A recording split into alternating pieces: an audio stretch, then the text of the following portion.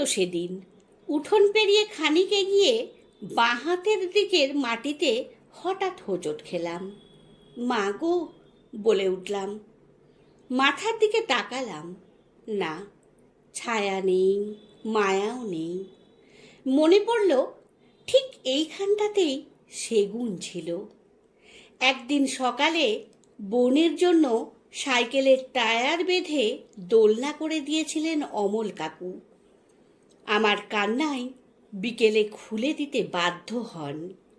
খানিক বিরক্তি নিয়ে বলেন, দেখো দেখি কাণ্ড। বলে কি না বোন দোলনায় বেশি বেশি চাপবে, সেগুনের বুঝি লাগবে না, রক্ত বেরোবে না। গাছ কি আর মানুষ রে পাগলি? না, গাছ মানুষ নয়, গাছ গাছ। যখন ইচ্ছে তাকে কাটতে পারি, যখন ইচ্ছে আদর করতে পারি, যা ইচ্ছে বলতে পারি। মনে আছে প্রথমবার প্রেমে পড়ার পর সেই সেগুনের গা জড়িয়ে বলেছিলাম, ঠিক এমনি করে ভালোবাসবো, এমনি করে। দূর, ওসব কথার কথা। দিব্যি একদিন সেগুন বিক্রি হয়ে গেল। বাবার হাতে এলো খুশি, আর আমার কানের পাতায় নতুন দুল। মা বললেন, বাহ, বেশ মানিয়েছে। শুধু তাকেই মানায়নি, আর আমাদের বাড়ির সামনে কত কেঁদেছি, কতবার চারা এনেছি। হয় ছাগলে খেয়েছে, না হয় উপড়ে ফেলেছে, কি জানি কে। বাবা বলেছেন, এইখানে গাছ থাকলে হবে না রে মা, এখানে ঘর হবে। ঘর মানে তো বাসা বাবা। তাহলে ওদের বাসার কি হবে? বাবা হেসেছেন। পাগলি, ওরা কি মানুষ? ওরা গাছ। এই দেখো, হোঁচট খেয়ে কী সব ভেবে যাচ্ছি। ধুলো ঝেড়ে উঠলাম, প্রগতির দিকে এগোলাম। এয়ার কন্ডিশনার গাড়িতে চেপে এয়ার কন্ডিশনার অফিসে। প্রবল উষ্ণতা আমি বুঝতেই পারি না। ঠান্ডা শরবতে গলা ভিজিয়ে আরামে হেলান দিই চেয়ারে। ওহ, আজ যে কি হয়েছে!